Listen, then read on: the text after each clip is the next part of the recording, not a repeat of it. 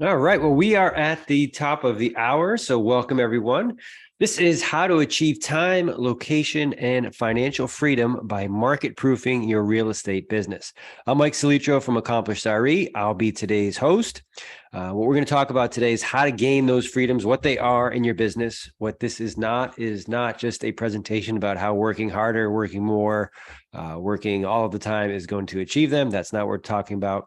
Ideally, our goal is to get control or regain control of our calendars with the target of spending the same or even better, less time in and on our businesses. So I've worked in real estate for a long time, and I'm sure like a lot of you, we have a love-hate relationship with it. I absolutely love working in real estate. It's given me a lot of opportunities. I've got to do a lot of cool things, work with a lot of people that I respect, help a lot of clients, and it's been wonderful. But what I hate about it is the way that the market has such a great impact on our businesses, that when the market is up, business is good. When the market dips or there's a cycle or a shift, whatever you want to call it, that has a large and negative impact on what we're doing. So we want to break that cycle and just have that love relationship, get the hate part where, it's taken out of our hands and we can't control what our results are. So how today works, today's workshop, that's confidential and private. There'll be no spamming, no emails, nothing like that. We are recorded, so they'll be shared out with everyone who registered. Comments, questions, QAs enabled directly to me. I do my best to check it during the presentation, but truthfully, I'm fairly awful at that. So sometimes I don't check to the end. So my apologies, but I will get to everything. And if I don't answer it during the presentation, I'll shoot you a note afterward as well. And without fail, if anybody can hear it, whenever I go live on these things, something will noise-wise, audio-wise come up. It sounds like somebody in the close vicinity is cutting the lawn. So if you hear that, my sincerest apologies. Who's today for? We're geared toward real estate agents, but week after week, I'm told this is helping businesses of all sizes kind of focus in, and groups of all sizes focus in on what's important to them, how they can achieve their goals, do things better, faster, smarter, in a way that is helping them move forward. We're looking towards three buckets: time, location, and financial freedom. So we'll talk about each of those. So what does that mean?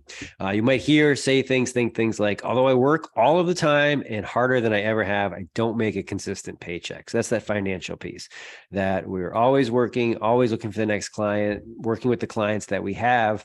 But it's really tough to tell that if I do this, work this amount of hours, I can make this, or this is a busy season, this is a less busy season. My income is all over the place and I can't predict what it's going to be. We want to break that chain. Second, I'm always working and have no control of my schedule. This one is a sad reality for a lot of us in real estate, that we had dinner plans. We had plans to go see our kids play soccer. We had plans to go on vacation, go away, not work for 2 days. And it gets interrupted because we've got a text or a phone call from that person who is a client, could be a client, wants to be a client, might be a client, an angry client, a former client. So we don't have the expectation set that, I'm not answering my phone, I'm not available now. We don't have the systems in place that somebody else is stepping up for us, or that there is something in place to take that call, or to a resource that is available to that client or potential client. And then something we just briefly hit up front: the market determines the success of my business. Market's good, business good. Market's down, interest rates are up, my business is not doing as well. And I have to wait for the market to rebound to have a good quarter. We want to stop that immediately. There are things that we can put into place today to help us leverage our businesses, leverage what we're doing to stop the reliance on the market, and start focusing on what we can do to separate ourselves from the competition and to be the choice for buyers and sellers in our markets. So today's outcomes: the time. When we talk about time freedom, it's control over your calendars, work when you want. Some people like working 5, 6, 7 days a week. If that's you, great, no problem. I'm not telling you to stop doing that, but to have the control, to have the autonomy to decide when and where you want to work. So if your ideal schedule is 2 days a week, 7 days a week, 1 day, whatever it is, we want to structure our businesses in a way that supports that. And that is something that probably will not be overnight, but that you can work toward as a constant goal or something to always be positioning your business, positioning your client experience toward. So the location piece is the accompanying part there.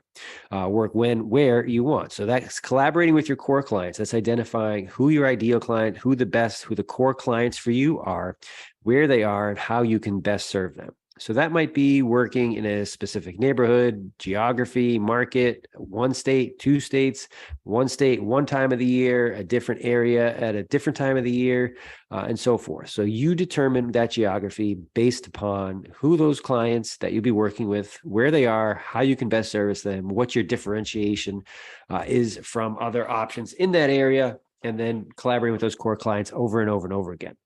And the financial piece we talked about up front, the two big pieces, dependable income and predictable outcomes all the time. That does not mean you make the same thing every week, every quarter, every pay period. It does not mean that you'll know down to the penny what you're making either. But what it does is you'll have an idea that if you are working X number of hours, making X number of outbound calls, going on 10 listing appointments a week, listing 5 homes a month, whatever metric we're looking at, that you'll be able to predict fairly closely what your outcome is going to be and what that dependable income piece could be. So tying your process to your outcomes to your income, how all three of those things are tied together. And that's not just for, busy season or, the summer we're really busy. So this is what I can make. And then I'm not going to have any income for the rest of the year. It's having an idea, a forecast for what each and every month, each and every pay period is going to be, even if they are different. So my journey, or a little bit about me, why you should listen to anything I have to say today. I've been in real estate for almost 20 years. Had a chance to do a lot of different things, a lot of different roles. I was my first role. I like to joke that I showed up the first day with a notepad or a stack of paper and a phone on my desk. There was no computer, even though there should have been a computer. I'll joke, I'm old and that old. There should have been a way for me to get online, but nope, just making phone calls to property owners, investors, property managers, and talking to them about their property, doing market survey, market research with them. And quickly found out, since I had no idea what I was talking about, they had no interest in speaking to me. So it wasn't a sales role, but I was selling something. There was information exchange. There was the opportunity to have a conversation about something that was important to them, an asset, part of their job. And I had access to information that they may not have, or that they didn't have the opportunity to have, because I was talking to people all in and around their market with similar projects, competing projects, and so forth. So for information that I could disclose was of great value to them. So while again, it wasn't in sales, I learned that we're all in a problem-solving business. I had to identify something that was important, a problem, a pain point, a challenge to them, and engage them in a lively, informative conversation. Ask the right questions. Say, hey, what's of interest to you? When I heard certain things, there was other levers I could pull that would make that conversation interesting to them. From there, I've had many different roles, corporate, legal, a lot of different opportunities in real estate.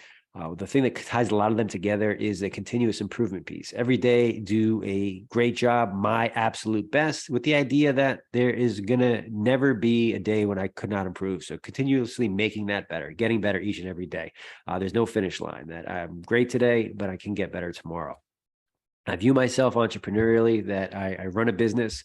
It's got 3 prongs to it. First, I'm an attorney. So here in Massachusetts, I help buyers and sellers get to the closing table, help them with contracts, purchase and sale, start sometimes in the offer at the beginning, but all the way through that close. I'm also a broker associate with eXp Realty, and talking to you today as my role as a director and founder of AccomplishedRE. That's my baby, my company. I work one-on-one with real estate agents to help them achieve those time, location, and financial freedoms that we talked about, basically making their businesses better for them and their clients. The way that I've been able to do it is cultivate and leverage multiple revenue streams and revenue sources. So there's different things that I do, different times of the year, different markets where it makes sense to do more or less of one of them. That when there is a opportunity to leverage something a little bit more, how can I transition my business to do that? Or how can I allocate the resources specifically, or direct them to what makes sense in that market? So some of you might be thinking, well, that's great. You're an attorney. That's a good way for you to change up your business. That's a good way to have multiple income streams. I can't become an attorney overnight. Why is that going to be helpful to me? Don't worry. I'm not asking you to become an attorney. I'm certainly not telling you to do that. But what I am telling you to think about, there are things that you're doing in your business today that you can either be doing more of, less of, or a varied variation of that will lead to market proofing what you're doing. And that is specific to each and every one of your businesses. So it's not, hey, let's become an attorney or let's do something completely different than what we're doing today.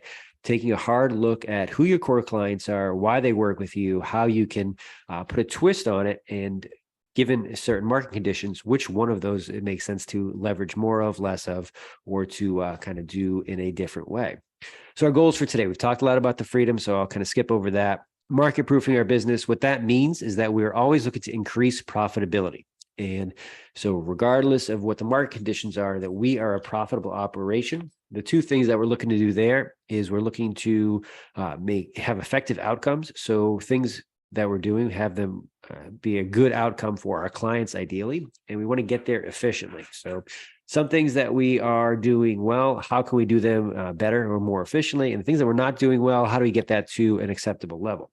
When we talk efficiencies in general, I want to highlight this because I had a conversation after session last week, and it was a great point. Well, we're not talking about being efficient for the sake of getting more work done or just doing more things. That's why we want efficiencies. We want efficiencies because the time when we talk about our calendar and our time, we want to spend the time that we want there, not just becoming more efficient so we can do more work. It's that we want to just have the time allocated to work and then being efficient or being productive during that time. That's what we're looking to do.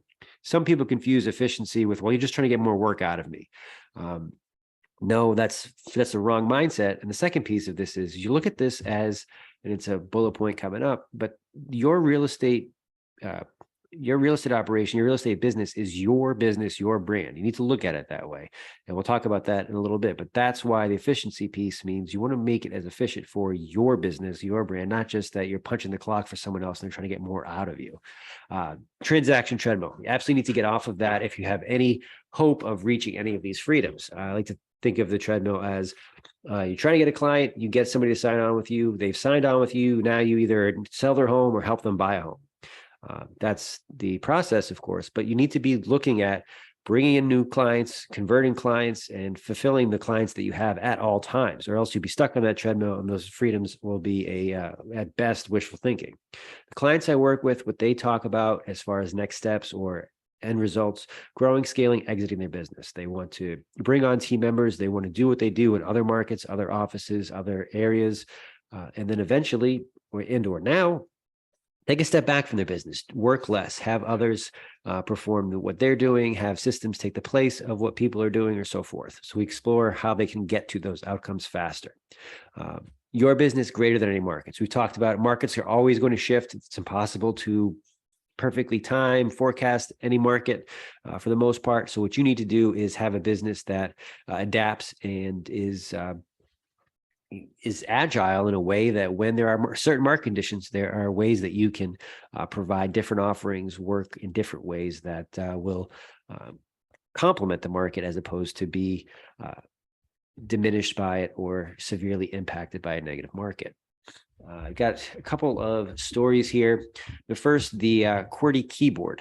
This I recently heard an audiobook I was listening to, and I think it's great that people don't like change. That's a fact. So you're going to listen to some of this and say, why should I do any of this? Why should I change anything? I'm doing the best I can. I'm the most efficient. My clients are happy. I sold this amount of houses. Sure, all of that is great. But as I talked about continuous improvement, there's always a way to get better. The keyboard on our computer, on our laptops, they are that way, not because it's the most efficient way for typing or it's the best way to have the keys laid out, best for our fingers so we don't get arthritis, none of that. The reason the keys are laid out that way is because back in the typewriter's day, these keys were laid out so the ribbons on the keys did not get tied up based on the common keystrokes. So people have refused to change it despite research showing there's way more effective ways to lay out a keyboard, but people don't want to change. So that's the way that it is. If you ask 10 out of 10 people, they'll tell you the keys are laid out in a way for most efficient keystroking, and that's not the case. People don't like change, and that's why that is persistent. This is the bullet that I referenced. We should stop looking at our real estate careers as just a job, as working for someone else. This is our profitable business, our brand. How can we run it? How can we be most effective and efficient? I'm going to skip over the 10K story for time. Improve and never stop improving. That's the continuous improvement piece, that you need to have the mindset that I'm really good at what I do. I'm excellent. I perform my best, but I know I can always get better. And that's never going to stop. There's plenty of people you work with in and around real estate who'll tell you they are the best. They are the top. They are excellent at what they do, and they have no interest in getting better. That's fine. Eventually, they will plateau.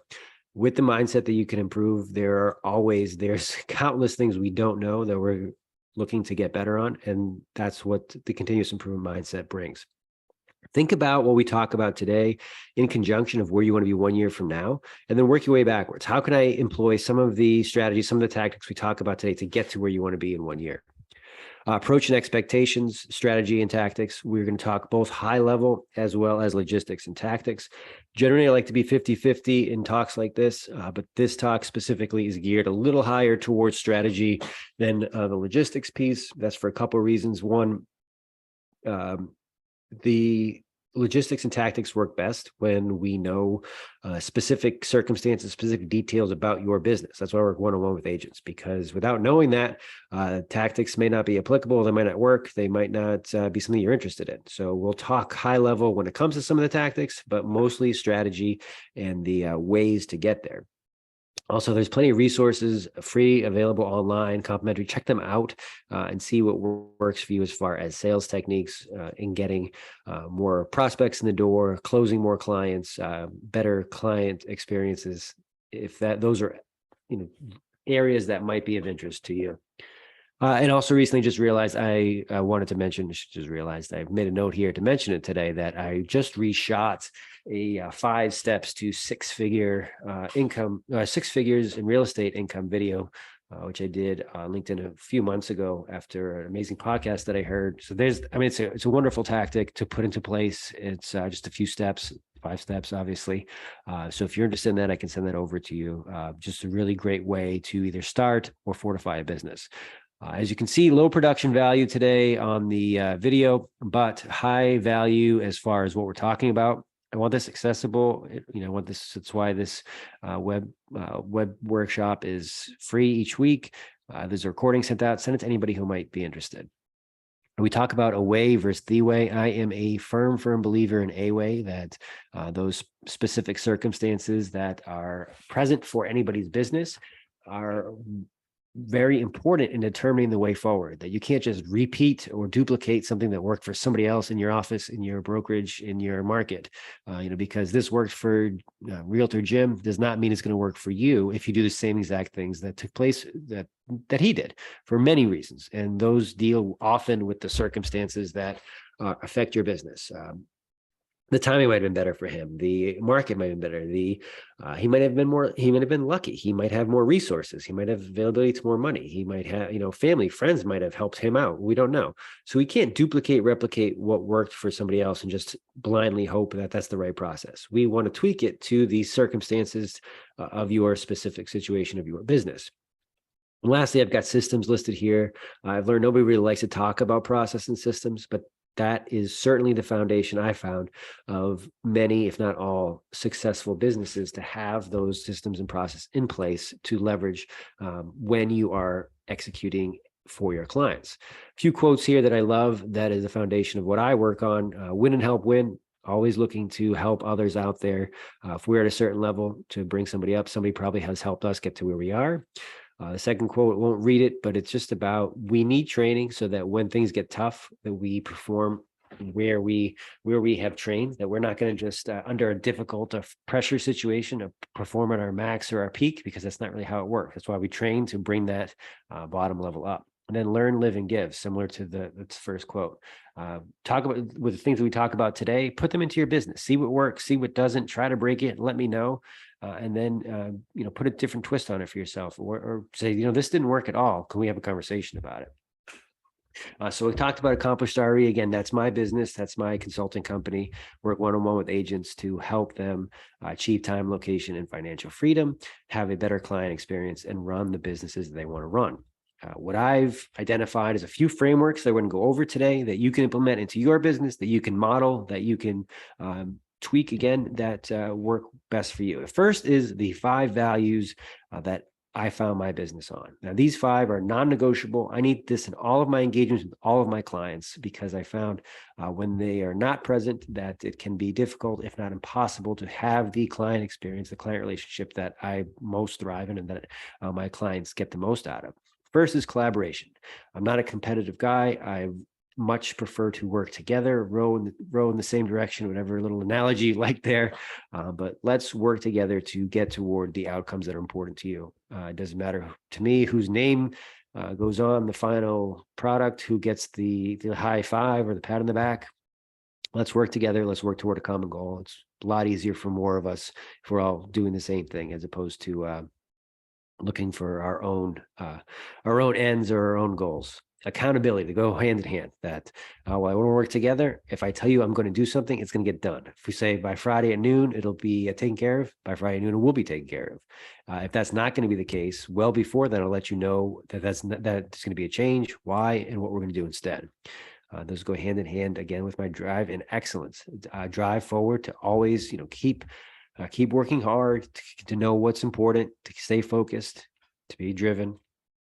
And then excellence, that refers to my personal excellence. It's about not slacking, giving the best, but with that continuous improvement piece, knowing that I'm going to give my best effort, my best results, my best to the process every day. But I know that tomorrow I can do better because I'm going to learn something new. I'm never going to stop learning. So always improving. I've got trust listed last. It's not the least important. I've got it highlighted because it's the most important. It's a piece of all of these. I expect complete trust with my clients, and expect them to completely trust me. And that's not just something you can say. It's something that you have to exemplify. And that goes with being accountable. It goes with being a good teammate. It goes with working hard and being an example of that continuous improvement mindset, that here's how I get better. Here's what I can put into place. Here's how we can make your business better going forward. So these are the 5 values for me that are non-negotiable working with clients. There are plenty of times when it has not been a good fit because one or multiple of these were not present. So at the end of each of these frameworks, I'll just have a thing to consider here. If you don't have a list of values front and center, put them on your wall, put them on your laptop, put them on your notebook, put it somewhere you see every day that are front center for you, for your business. Write down 3 to 6. It's not that many. You don't want to have 10, you don't have 20, you don't have 2, but 3 to 6 is a good spot to be. Next is the 5 strategic pillars. And this is how I built my business. This is how anytime I'm goal setting out a quarterly plan, this is what I'll do. I'll sit down and do these 5 steps. For those of us who've worked in corporate environments, large companies, you probably know that they're very good at planning and performing. Here's our 3rd quarter strategy, our 3rd quarter target. Let's go out and get it. And then that's it.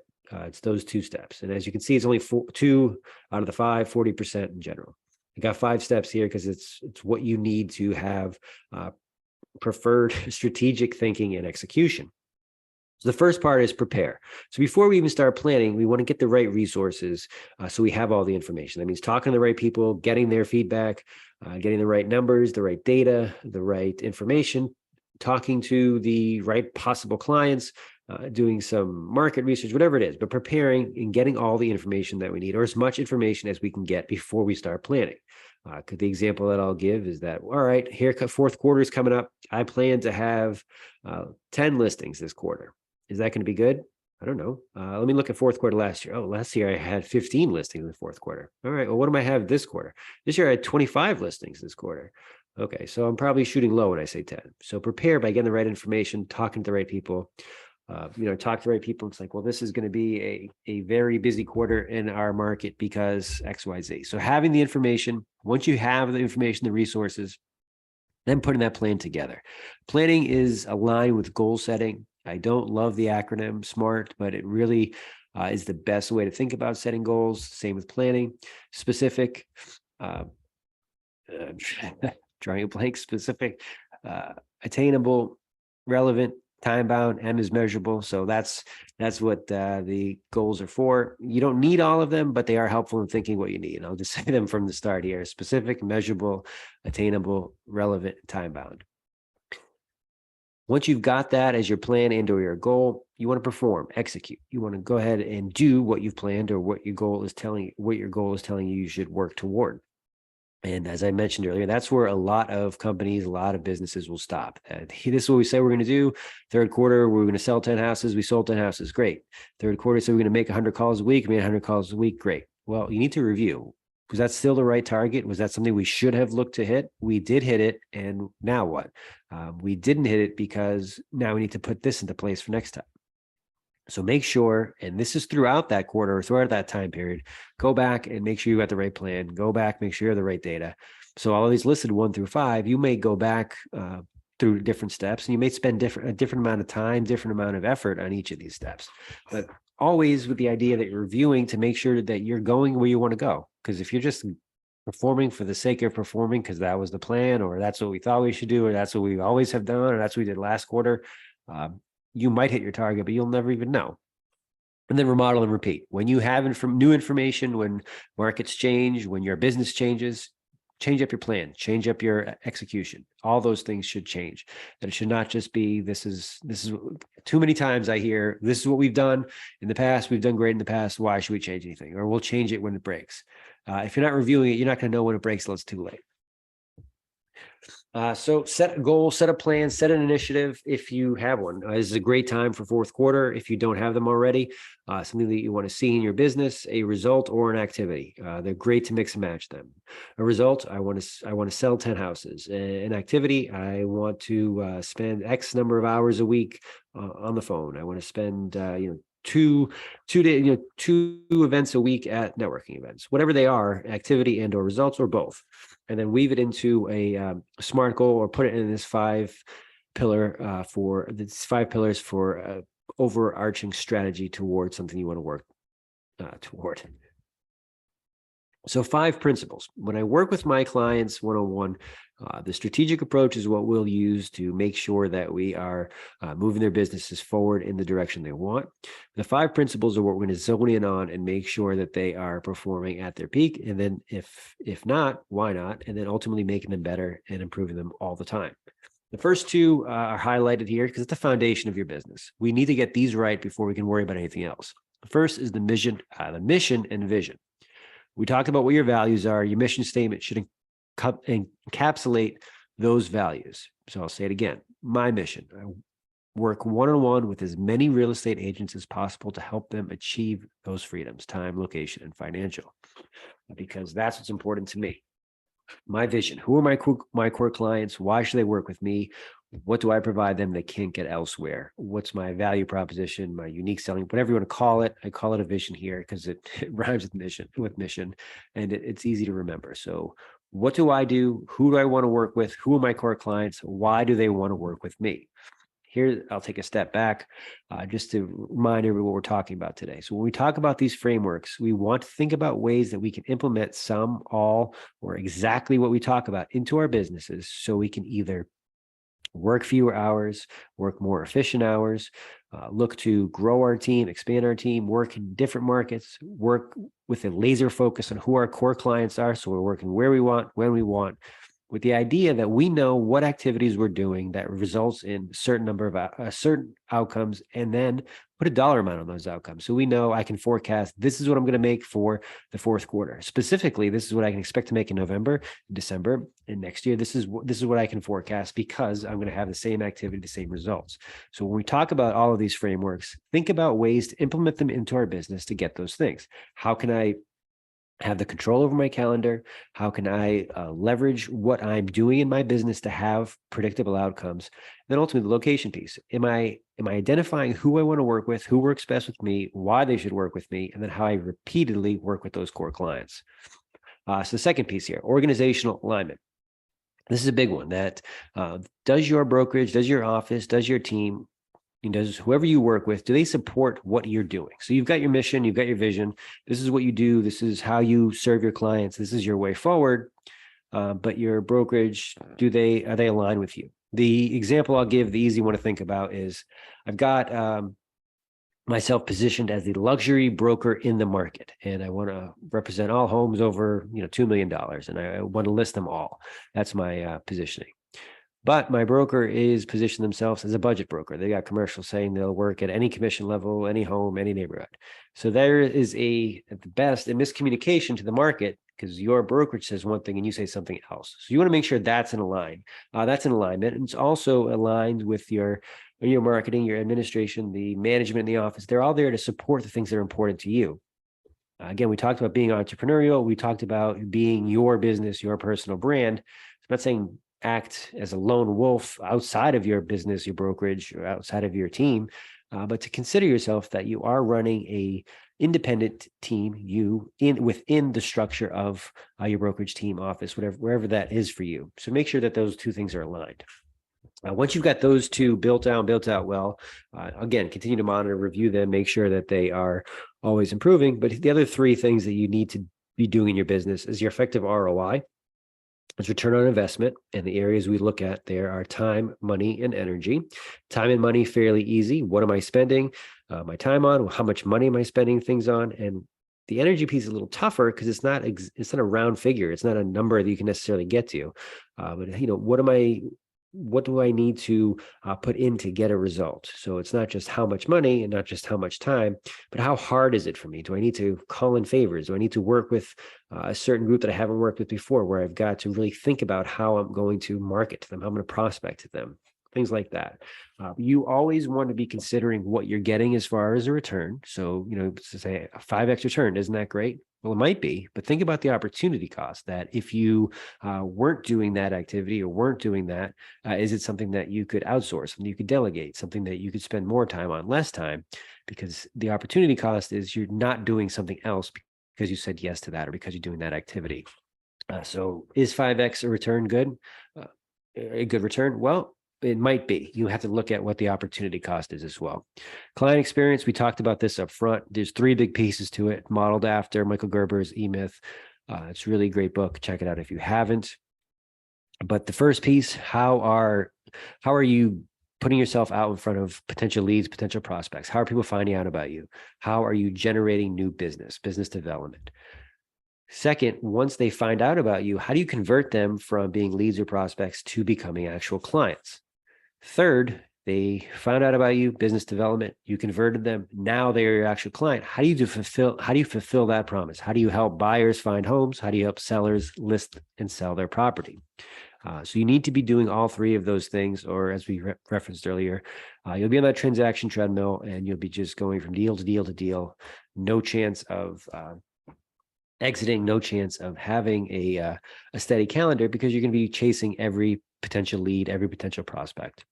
And part of the reason why I started this specific workshop, and really the work that I do altogether, is kind of a morbid joke in real estate. It's like, do you remember that last retirement party you went to with your colleague? And it's like, no, it's because nobody retires in real estate. Everybody works till they can't work anymore, which you don't want to do. You want to have your business set up in a way that if you want to exit, if you want to step back, you can. Lastly, challenge elimination. It's a kind of a nice way to talk about problem solving. There's always, even if we set up these frameworks, follow everything we're supposed to, there's always going to be things unexpected, things that come up that we did not plan for, that were not the right fit, that did not have aligned with what we were hoping would happen. So what happens when problems come up? How do we solve them? I'll get into that more in the next slide, but really you want to have a strategic approach similar to the 5 steps we just talked about prior to this, but the expectation that things are going to come up that we did not plan for. And 2, when we're putting our solutions in place, that we might create more problems if we don't actually solve what's wrong. So the big thing to do here is pick one of these 5 and just write about it for 15 minutes. Spend 15 minutes quiet, just writing everything that comes to mind. If you have questions around your mission or organizational alignment, start there. If you're good on those two, go to the ROI or client experience or even problem solving. Just write about what's currently going on in your business, what looks good, what doesn't look as good, where do you want to work toward. So 5 steps, this is the last. This is in terms of challenge elimination or problem solving. So I've got 2 steps highlighted here, again, because that's all too often we see a situation, what's the problem, solution, how can we fix it? Sometimes that's good, but as I referenced, a lot of times all you're doing there is you are perhaps fixing the immediate issue and not the actual problem. You're addressing a symptom and not the root cause. So that's why these 5 steps. So I'm going to go through these kind of quickly so we can stay on time, as I've been a little long in other areas. My apologies. But step 1, the situation. What's happening? Can you explain it to a 5-year-old, somebody who's outside of your business, somebody who's not doing what you're doing every day? So there's no acronyms, there's no lingo, there's no real estate talk that only you or somebody else in the business can understand. Can you explain it to that 5-year-old who lives next door to you? Say, hey, this is a problem in my business because, and it's really bad because, if someone's calling my office, the phone never gets answered. That person never calls back. I've lost a potential client, a potential 5-time client. Who knows? That's just a general quick example. But you want to explain to somebody, this is a problem. It's a real big problem. Here's why. They don't need to know the intricacies of your business to know why it's a problem. Then the next 2 are the big steps, the big things to talk about. That we've got a problem, but what's the actual reason for the problem? Using that phone call, it's like, well, there's nobody in the office, or we're giving them a phone number that somebody actually physically needs to be sitting next to the phone. It's like, is that really a thing that's important anymore? So what's the actual reason for it? The little example that I'll give here that helps walk through all these steps is I was hosting an open house one Saturday. I was getting ready, putting the lights on, got my little cookies at the front, ready to go. And as we're about to open, I realized there's water on one of the upstairs bathroom floors. So I quickly go to run downstairs, grab some paper towels to clean it up. I do so. No more water on the floor, problem solved, right? My situation, wet floor. My solution, wipe it up, done, right? No, because the reason was what I overlooked. I thought there was just water on the floor, but the reason was there's a pipe that was leaking. So my actual problem was the leaking pipe, not just water on the floor. So had I taken the time to know what the actual situation is, I would have had a different target. My target wouldn't have been just to wipe the water. My target would have been, I need to stop the water leaking from the pipe. My solution would have been to have a professional assist me. I overlooked all that and I just looked to wipe it up, because as I toured the house later that morning with a couple, they pointed out, hey, there's water all over this floor, which you don't want in an open house. They clearly did not buy that house. The aftermath. So sometimes we'll go through all these steps and there will still be unintended consequences. There'll still be new things we put into place, other problems, other challenges, other opportunities that we need to solve or have to account for, to have new solutions for. So just understand that even if you go through all of these steps, even if you think through systematically and solve root causes, you might have a new situation, a new problem that comes up just because you could not have forecasted or couldn't have known what that change would have brought. And that's okay. You might need to go through the steps again, but you might have a little bit of a different problem. So think about something in your business that you want solved, something that's not working also optimally for you, thinking about how you can improve it. Just define the situation, define it in a way that's very clear. It's very, there's no question about it being a problem. You can explain it to a 5-year-old. You can explain the who, the how, the why, the what, all of that to somebody who's not in your business or doesn't understand what your day-to-day might look like. All right, so that wraps up the first part of our presentation. You might be thinking this is cool, but it's not for me. I know someone who might. Great. Share the recording with them. Feel free to have them reach out to me, make an introduction. I'm always interested in talking about this stuff to anybody who would like to discuss it further. And it's cool, but not right now. We're here when you're ready, no problem. But if the not right now is because you're really busy, you're probably going to always be really busy. So it's not a good enough excuse. This is cool, but this can't help me because I'm doing really well, or I've always done really well, or I'm the best in my market. Great. If that's your mindset, you're right. You probably, you're good. You've got nowhere to go. You're not going to get any better. But if you're thinking this is cool and I'm really good and I could get better, you're also probably right that there are things that you can do to have improvements in terms of effectiveness and or efficiencies in your business, and you can leverage them to much greater results. So next steps, I have one-on-one engagements. That's how I work with most of my clients. I've also got workshops like this, plenty of digital resources as well. I'm going to just use the last part of the presentation today to talk a little bit about partnering at eXp Realty. So what's next? Scan this QR code, click this link, and there'll be a whole host of digital resources, ways to get in touch with me, other things to follow up on, recordings, and so forth. So thank you for sticking around for this time. As I said, we'll use the last few minutes to talk about my partnership of AccomplishedRE with eXp Realty. Game Changers in Real Estate B School, specifically at EXP, and how that's really helped my business taking it to a new level. My partner, my sponsor, Stacy Peterson, she's incredible. She is brilliant when it comes to all things real estate, all things client experience. She had a booming real estate business, realized that her real passion was working with real estate agents, helping them build businesses. So coming to EXP helped her do that. When I found Stacy, that we saw we had so much in common, and that was the passion for both of us. So that's why we have partnered up, and it has been a wonderful partnership in that way. So I got this little podcast thumbnail here because that's how after we connected, I listened to it to find out a little bit more about her background, and just paint the picture that I'm driving in my car by myself listening to this podcast. She's asked a question about how she would solve a problem for a client, and of course, like any person driving alone listening to a podcast, I, like a weirdo, just blurt out the answer, and then right after I'm done talking, Stacy, in a much more well-spoken answer, it says pretty much the same thing I did. And I was like, I need to talk to this person because we tackle a lot of the same issues, or seem to, a lot of the same problems from the same way. And we do, and it's been a great partnership.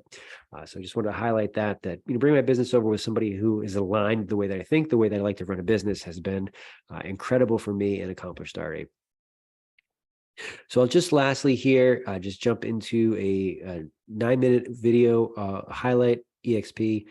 It will take us over time, so I'll run a little bit faster speed. Welcome to EXP Realty. This is an overview of one of the most innovative real estate brokerage models today. A global community designed, powered, and owned by our agents and partners, transforming the real estate experience.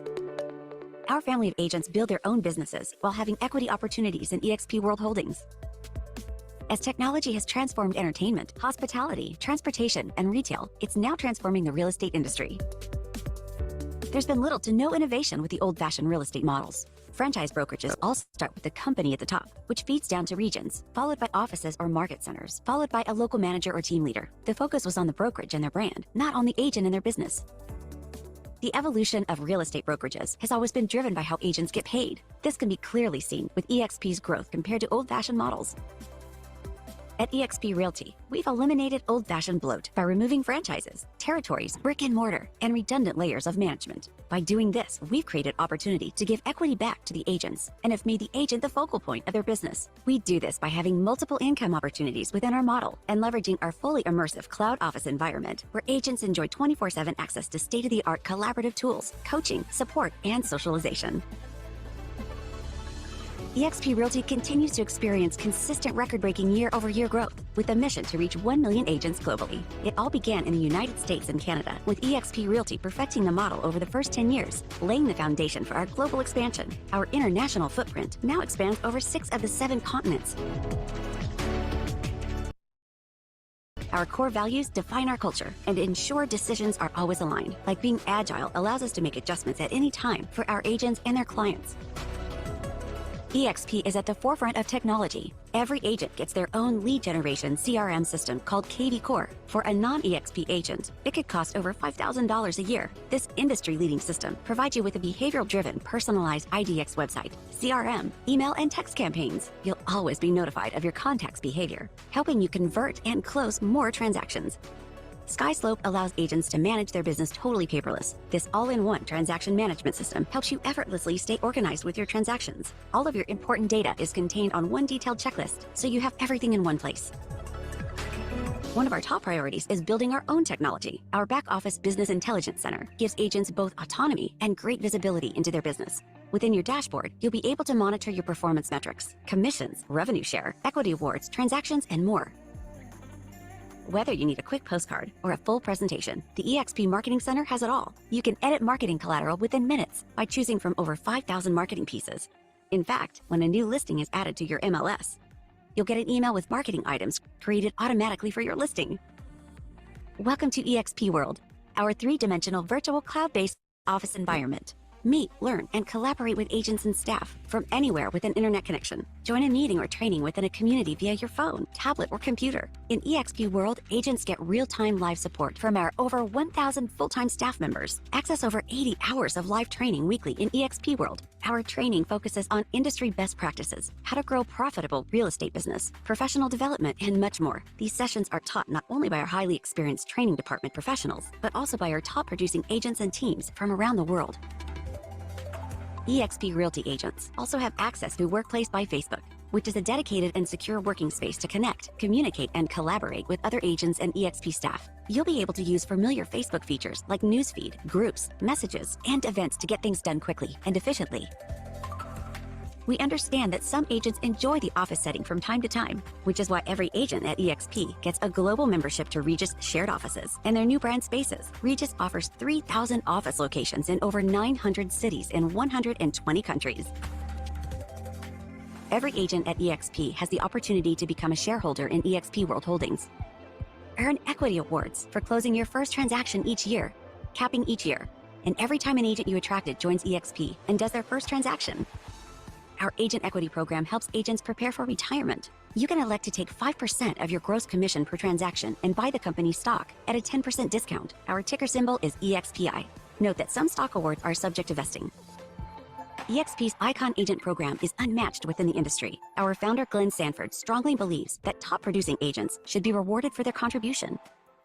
There are two ways to qualify for Icon status: $5,000 paid in post-cap transaction fees, or $500,000 annual GCI with a minimum of 10 closed transactions. When you achieve Icon status, you'll receive 100% of your cap that you paid to eXp back in the form of company stock, essentially putting you at a 100% commission split.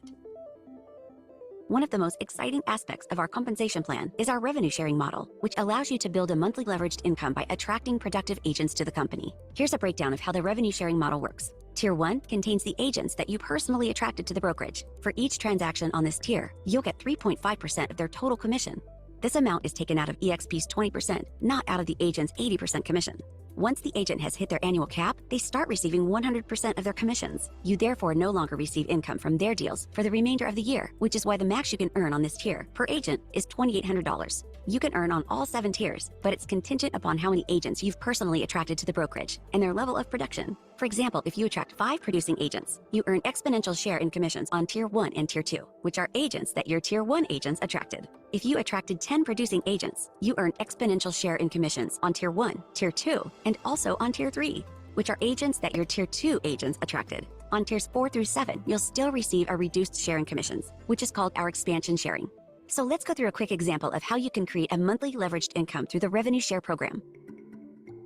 Here's you. You personally attract 5 capping agents. Then each of those 5 agents attract 5 capping agents of their own, giving you 5 agents of Tier 1 and 25 agents on Tier 2. For the 5 capping agents on Tier 1, you earn up to $2,800 each. And for the 25 capping agents on Tier 2, you earn up to $3,200 each, giving you an annual leveraged income of up to $94,000. But note that these figures are based on each one of these agents capping, which is approximately selling $2.7 million of real estate per year with an average commission of 3%. You can speak to an eXp agent or staff member for further explanation. Express offers a revolutionary new home selling option for homeowners who want to skip the hassle and uncertainty.